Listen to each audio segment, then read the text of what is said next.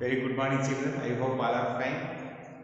As a part of 8th standard economics under agriculture chapter, previously we have seen so many important topics. Particularly under agriculture, we have seen what is agriculture and how the word agriculture is derived and what are the important factors actually contribute for good agriculture. And even we have seen the methods of agriculture. The methods of agriculture are divided into different types. The first important type is based on availability of land. The methods are of two. Those are intensive agriculture, extensive agriculture. And after that, objectives of based on the objectives of agriculture, based on the objectives of land cultivation, the methods of agriculture are of two types. One is subsistence agriculture, commercial agriculture. Even under subsistence agriculture, primitive subsistence and one more primitive subsistence agriculture, and one more important type also you have seen, that intensive subsistence. Primitive subsistence, intensive subsistence. Under commercial agriculture, first one we have seen already, the plantation agriculture. After plantation, extensive commercial grain farming, mixed farming, dairy farming, Mediterranean agriculture, all these come under commercial agriculture. So, the first one, subsistence agriculture and commercial agriculture. Subsistence agriculture and commercial agriculture are the two important methods of agriculture based on the objectives of cultivation. Under subsistence, again we have seen the primitive subsistence and intensive subsistence.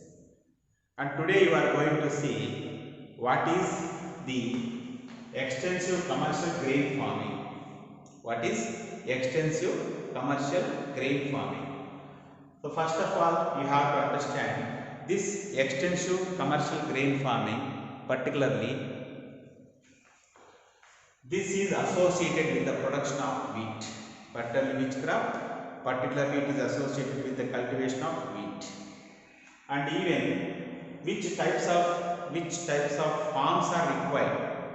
Large sized farms are required in order to have extensive commercial grain farming. And also where that is practiced, generally you can see extensive commercial grain farming. That means growing grain in a commercial way. That means if they want to grow wheat, they grow wheat in a commercial way. That means only to earn money, only to earn more profits. If crop is particular grain is grown, that is called extensive commercial grain farming. Where do we find it? We find it in Europe, you find it in South America, you find it in North America, you find it in Australia also. So first important one, you find it in Europe, particularly steppies. Yes, children. So just now we have seen extensive commercial grain farming. Particularly I told you just only continent names, but particularly the areas where actually these crops are grown, we have named them in different way. What are those? Particularly see North America, that is Canada and USA. Particularly Canadian and American grasslands are prairies. So prairies are known for extensive commercial grain farming, where grain is grown in a commercial way, just in order to earn profits only, that grain is grown. And next important one, South America, that is Argentina. Just previously I told you continent name only, but particularly Argentina, particularly grasslands are called pampas. So there also you can find commercial grain farming. Next, even in Australia, downs are known for commercial grain farming, and particularly European steppies. Steppies are known for commercial grain farming. So after having a brief idea about commercial grain farming, let us see one more important method of agriculture under commercial agriculture, that is mixed farming. See, in the title itself you can understand what is mixed farming. Farming in the sense just if you practice growing of crops, that is farming. Then what is mixed farming? If farmers or if the peasants go for doing two kinds of agricultural activities simultaneously, what that is called mixed farming. So what are the two important activities go in a simultaneous way? Those are the first important. One side crop cultivation, another side animal husbandry. Both take place simultaneously under mixed farming. So what actually takes simultaneously? So one side they go for crop cultivation, another side they go for animal husbandry in a commercial way. So just not for their subsistence, not for surviving. If they do such activities for earning money, such activities come under mixed farming. Where do we find it? We find it in northwestern Europe and eastern parts of North America and also parts of Eurasia. In all these places you can find mixed farming, where actually farmers not only they do farming, even apart with farming they go for animal husbandry also. Both do at a time simultaneously. And next one, so which type of climate they require? Particularly in order to have this activity, this method, in order to practice this method, they require moderate climate. Okay. Then generally which type of crops actually they grow? They grow the crops which actually supply food as well as fodder crops.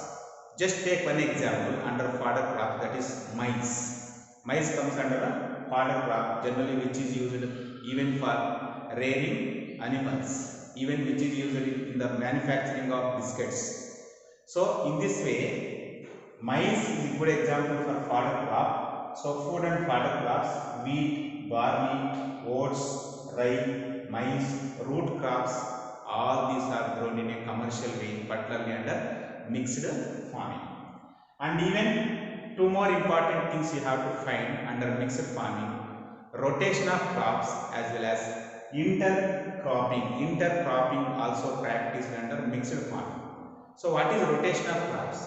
See, if farmers practice particularly, if they don't grow same kind of crops every time throughout the year, that is not called a rotation of crops. If they grow different crops, if first time if they go for groundnut, if they go for wheat next time, again if they go for maize next time, like that, if they go on change a particular crop one by one, that is called rotation of crops.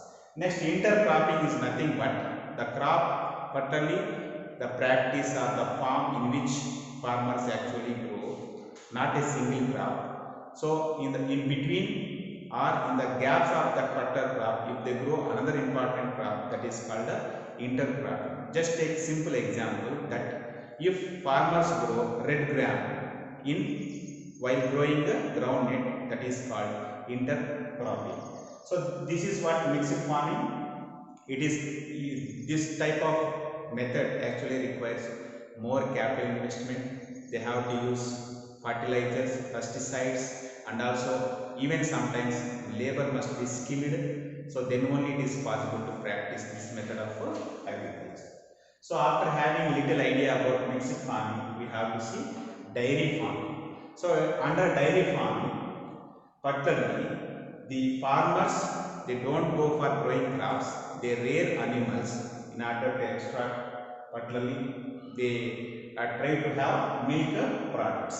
So they rear cattle and also particularly for milk products like cheese, cream, butter. Even everything is done by using machinery. Even milking is also done in machinery, and particularly you can see in Northwest Europe and Southeastern Australia and New Zealand, Tasmania, in all these places you can find dairy farming. So after having idea about dairy farming, we have to see Mediterranean agriculture. So first of all you have to understand the term Mediterranean. So Mediterranean is nothing but the region which actually encircles, which you find surrounding of Mediterranean Sea. Where do you find Mediterranean Sea in world map? So if you see the world map, particularly Europe, the sea which is there between Europe and also Africa, that is Mediterranean Sea, the countries like Switzerland, Austria, Greece, France, all these, even Italy also come under, particularly Italy also come under this Mediterranean region. So the type of method of agriculture which actually practiced in this region, that agriculture is called Mediterranean agriculture. So which is familiar here? So viticulture is familiar here. What is viticulture? That is grapevine cultivation. Viticulture is also called grapevine cultivation. So high quality of wine is actually produced in the Mediterranean, particularly France, particularly Italy. These countries are known for that is quality wine. Why? Because most of the farmers actually grow grape yards, particularly in this region. That's why this region is famous for that. After that, last one is horticulture. So what is horticulture? And also one more important, truck farming. So horticulture is specialized high value crops, growing of fruits, flowers and also vegetables in a commercial way. That comes under horticulture. And even they have given one simple example that tulips actually grown in a commercial way, and those are exported to other countries also, particularly from Netherlands. So that is good example for horticulture. Then last one is truck farming. Under truck farming, we supply the fresh vegetables and fruits to the near towns and cities. That is done in a commercial way. So that is also comes under even the methods of agriculture. So where the farmers used to get more money by doing such kind of activity. So I hope children you understood the methods of agriculture, particularly how there is classification.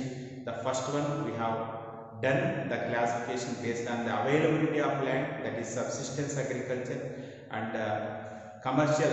First one is based on the availability you have seen extensive and intensive, and based on the objectives you have seen subsistence and commercial.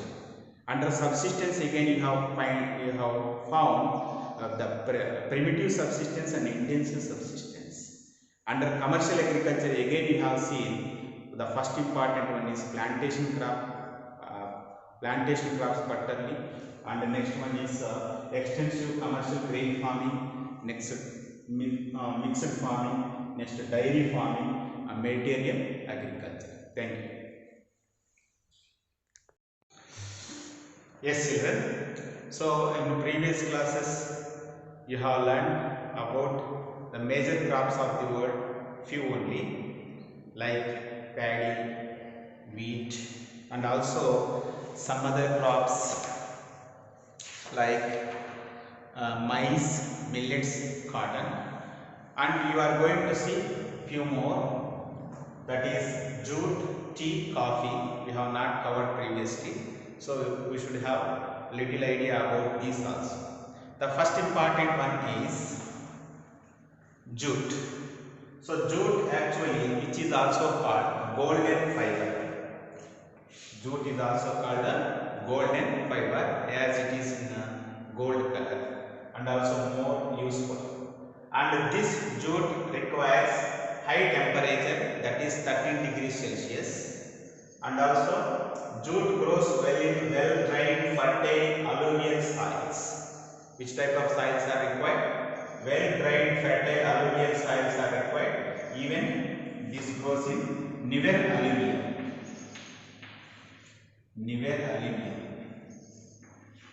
That is alluvium soils are two types: older alluvium, newer alluvium. Newer alluvium is called khadar, older alluvium is called bhangar. So in newer alluvial soils are more suitable for the growth of water. That is what jute. And even it requires more rainfall also, 170 to 200 centimeters of rainfall.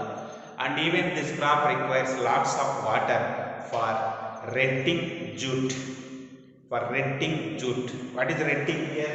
that is submerging jute, process of submerging jute. In order to get fine fiber from the jute, we have to keep in the water continuously for some hours. That is called retting. The process of submerging jute is called retting. Okay, and in our country, West Bengal is well known for jute products. Along the river Hooghly in Kolkata, particularly in West Bengal, and you can find more and more jute textile mills. Where do you find more jute textile mills? In West Bengal, particularly near that is along the river Hooghly. The river Hooghly. And in the world, two countries are well known for the production of jute, that is India and Bangladesh. And even in Bangladesh also, you can find more jute textile mills. This is first important one. And second important one, you are going to see tea. See, tea is one of beverage crop. So under beverage crop, you can find even tobacco also, and beverage, even it is tea. The tea was actually, it is not a new one, it was very old crop which was introduced by our colonial rulers. That means the people who ruled our country, particularly the English. And these people introduced this tea, and this crop requires warm, moist climate, and it requires 13 degrees Celsius to 35 degrees Celsius of temperature, and even it requires more rainfall, that is 200 centimeters of rainfall. And where which type of soils are more required is fertile, well-drained soils are required, and hill slopes are more suitable for the growth of particularly tea. Hill slopes, that means fine tea we can get, good quality of tea we can get in hill slopes. Why? Because in hill slopes even water will not be stored at the roots, particularly roots of the tree plants. That's why we get fine quality of tea in hill slopes. And the Darjeeling, Assam, Nilgiri hills, particularly Ooty, these places are well known for tea cultivation. And China, India and Sri Lanka are the countries which are producing more tea in the world. So the Nilgiri hills means Ooty, which is known for tea cultivation. And finally coffee, and it is also one beverage crop. And how tea was introduced by colonial rulers, even tea coffee was also introduced by colonial rulers. The two important types of coffee are Arabica and Robusta. Arabica and Robusta. And coffee requires warm climate, and the temperature required is 15 degrees Celsius to 28 degrees Celsius. And the coffee grows well under tree shades. Why? Because sun rays are harmful. Where do you find good growth of coffee? Particularly under tree shades. Why? Because sun rays are harmful. And this crop requires 125 centimeters to 200 centimeters of rainfall. And which states are well known for the coffee cultivation is Karnataka, Kerala, Tamil Nadu, and Brazil is the leading producer of coffee in the world. And not only Brazil, other countries like Vietnam, Colombia, Indonesia, these countries are also well known for coffee cultivation. So this is about other major crops of the world, children. So previously we have covered, so with this we have covered all the methods of agriculture, and also brief information about some major crops of the world. So based on this you have got worksheet and try to answer them. Thank you.